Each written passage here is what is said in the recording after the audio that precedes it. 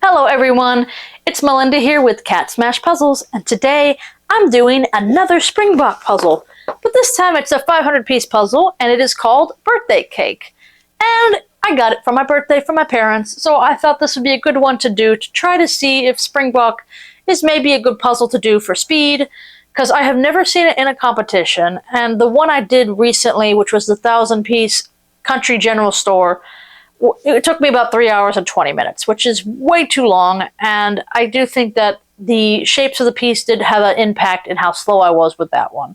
But I do think the picture was a bit harder in general as well. So this puzzle should be a bit easier for me. It's not, there's a lot of distinct colors. You got the presents in the background, kind of the wallpaper, the hat, lollipops, the cake stand. The only place I might get a little stuck is kind of the two spots where the cake is cut.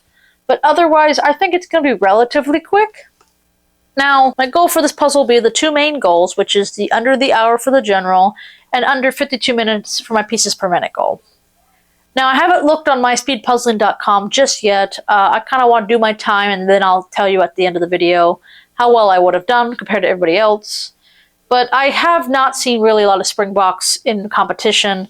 And I kind of find it interesting as they're one of the oldest puzzle brands, and there's been a lot of people on forums, especially those who do puzzles, and they kind of complain about the quality of Springbok, which, I don't know, I kind of have a hit or miss with them. And they were at Nationals, and I'll talk a little bit about that at the end of the video as well. But I'm hoping that, the piece shapes don't mess me up too much. But I think it's going to be a relatively straightforward puzzle. I'm not too worried about it. But a 500 piece will definitely tell me how well I do for speed compared to that 1,000 piece. It's probably just not a good reference for speed. Because no one will do a 1,000 piece by themselves for speed, especially a brown cabin with an awful tree in the corner. So, Birthday Cake, Springbok, 500 piece puzzle. Let's smash it.